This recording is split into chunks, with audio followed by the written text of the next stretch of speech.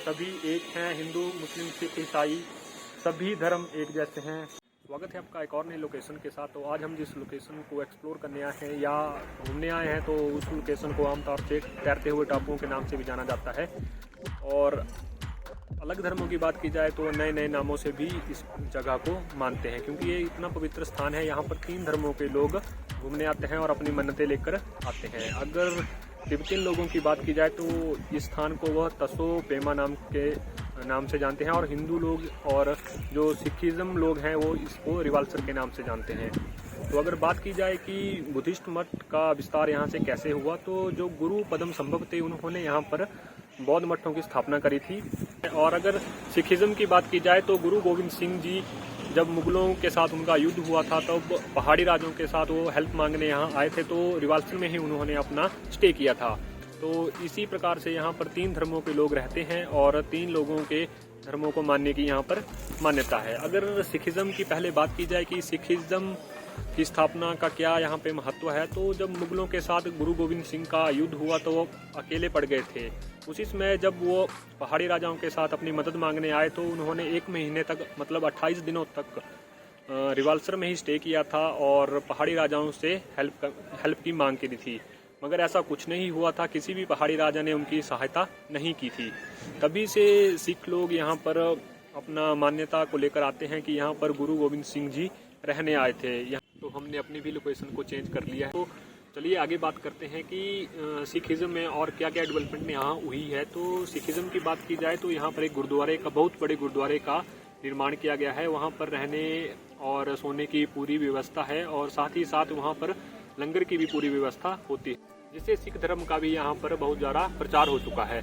तो अगर मेलों की बात की जाए तो यहाँ पर मेले का पर्व है वो बैसाखी के समय ही मनाया जाता है, क्योंकि बैसाखी को ही यहाँ पर भव्य मेले का एक आयोजन किया जाता है, जिससे तीनों धर्मों के लोग यहाँ पर रहने आते हैं और मेले का आनंद लेते हैं। अगर वाटिका की बात की जाए तो यहाँ पे एक वन्य जीव अभयारण्य भी है, मगर अभी मैं गया था वहाँ पर वो बिल्कुल खाली है, वहाँ बिल्कुल सुनसान है। गेट ओपन ज़रूर है बट यहाँ पर कोई भी मतलब मैनेजर नहीं है। और पशु पक्षियों की तो वहाँ पे बात ही छोड़ दे, वहाँ पे एक भी पशु पक्षी नहीं है। हिंदू धर्म की मान्यता के अनुसार बात की जाए तो हिंदू धर्म यहाँ पर अपेक्षित बहुत ही ज़्यादा परिवारों के साथ फैला हुआ है, क्योंकि भोलेनाथ शिव शंकर की यहाँ पर बहुत ज़्यादा आस्था है, और साथ ही साथ भगवान श्री कृष्ण लक्ष्मी नारायण जी की यहाँ पर स्थापना की गई है।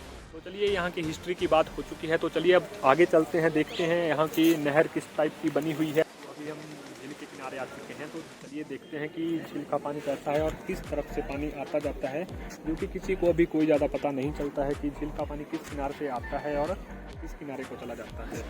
ये बिल्कुल नेचुरल लेक है जो कि रिवाल्सर के अंदर बनी हुई है, और पानी का कोई पता नहीं है कि किस साइड से आता है और किस साइड से जाता है।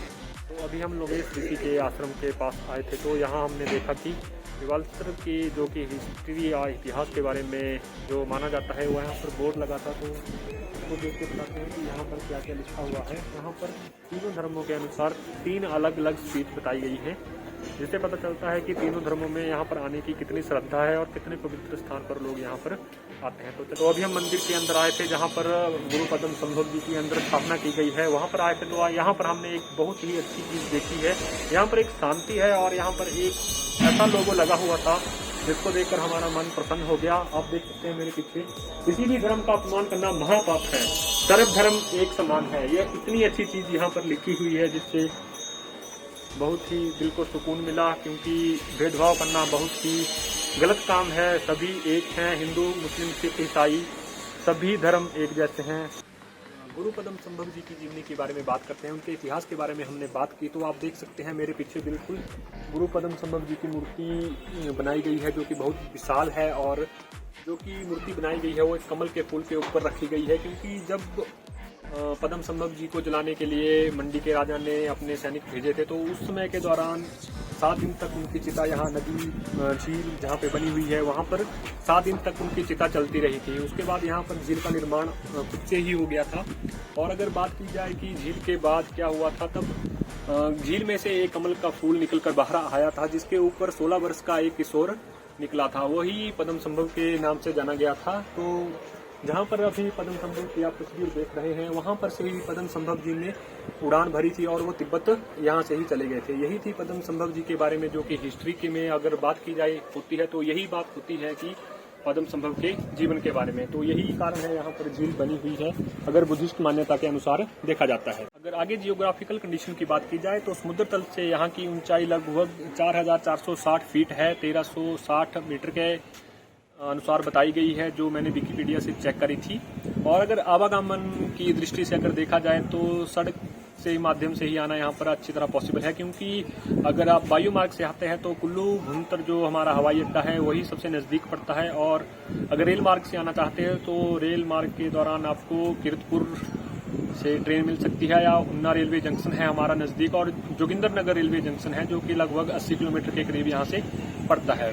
और अगर सिटी की बात की जाए कि कौन सी सिटी यहाँ से बिल्कुल नज़दीक है, तो मंडी सिटी यहाँ से बिल्कुल नज़दीक है। 24 किलोमीटर तक का सफ़र यहाँ से मंडी सिटी तक पड़ता है। और अगर रहने की बात की जाए तो यहाँ पर होटल वगैरह अच्छी तरह से बने हुए हैं। और अगर गुरुद्वारे की बात की जाए तो गुरुद्वारे में भी आप 1 या 2 रात के लिए अपना स्टे कर सकते हैं, आरामदायक स्टे आप कर सकते हैं, क्योंकि लंगर के साथ वहाँ रहने की भी अच्छी व्यवस्था है। और लास्ट में मैं जो हमारी रिवाल्सर की शॉप्स हैं उनके मैं सिनेमैटिक शॉट डाल दूंगा, आप देख लीजिएगा।